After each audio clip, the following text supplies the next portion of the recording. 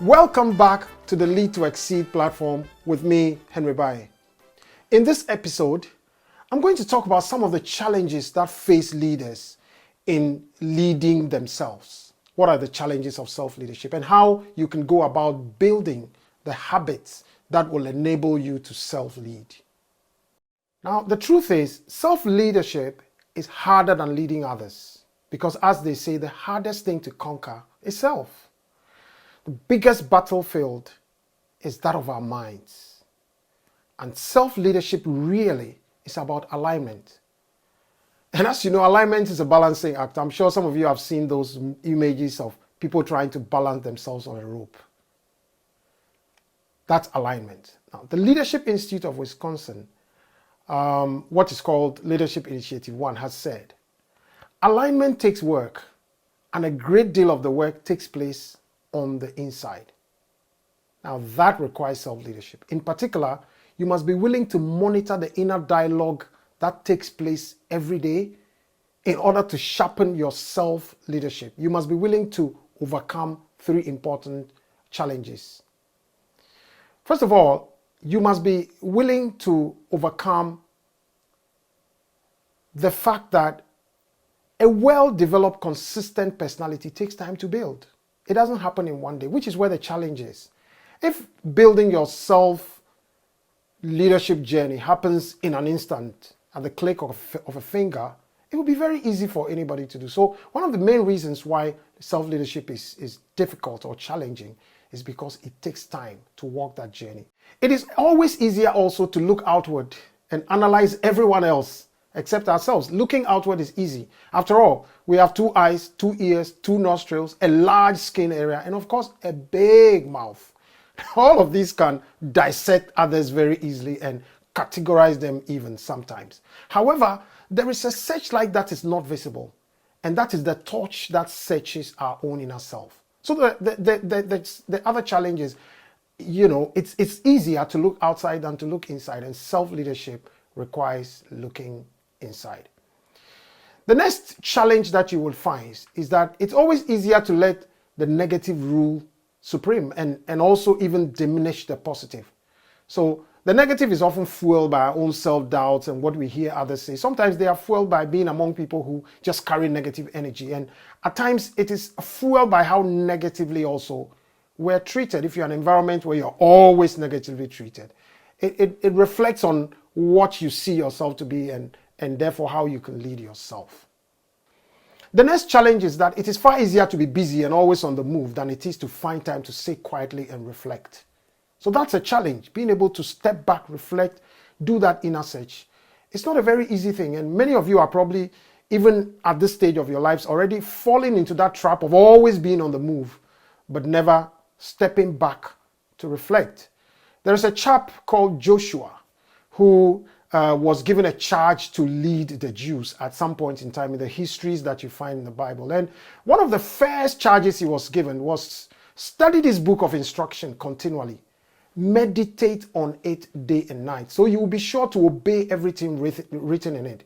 Only then will you prosper and succeed in all you do. So success, the very sense of achievement, was seen to be hinging on his ability to step back and meditate on all the instructions that he has been given. And I'll say that finally, self-leadership is about getting people influenced, but it is also about how others influence us. So the real challenge of staying the course, being on that self-leadership journey, can really be jeopardized by what we learn from others. Peer pressure and peer influence is not just among teens, by the way. Even among leaders. I have seen great leaders who have started really well. They have gotten into certain company and they have become a pale shadow of themselves. So the impact that others can have on you can also be a real challenge in your self-leadership journey. So clearly from these things I've said to you, self-leadership is challenging. But I ask the question again, is it possible? Absolutely yes. So how can you as an individual leader go about improving your self-leading habits? How can you go about building those habits that help you to be successful? There's a guy called Alexander Hamilton, and a certain saying has been attributed to him. He says, those who stand for nothing fall for anything. So the first and important thing is to build habits, you must be grounded in your philosophy and build your sound values. And it's very important. Values and habits, they are so important. And a leader's values are the base of their personality. It's like the foundation on which you put your superstructure. Now, it is the most important determinant of a person's behavior. If you're somebody who doesn't have a philosophy of life, you are in big trouble, because that's what defines what your principles are. That's what defines what your standards are. And it's important that in your self-leadership journey, one of the habits you must master is the habits around your values. And in order to improve self-leadership, these values must be constantly built upon and solidified. And that's where the habit building is. You must constantly practice those values and develop the habit of asking for feedback. You know, if you're going to become successful as a leader, you must really learn how to get feedback from other people.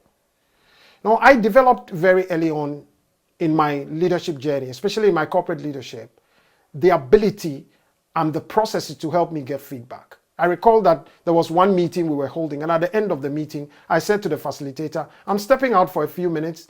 You ask everybody to give you feedback on me whilst I'm not in the room. And I had a litany of things. People said what I do well, what I don't do well, what they think I should improve. And one of the popular ones I remember was, my PA once told me that there are days that you come to work in the morning and it feels like the clouds have gathered. I'm like, oh, really? You know? So I had to go through the process of learning how to appear in the office and lighten up the place and make everybody feel like they can come close to me. And you need to make learning a habit.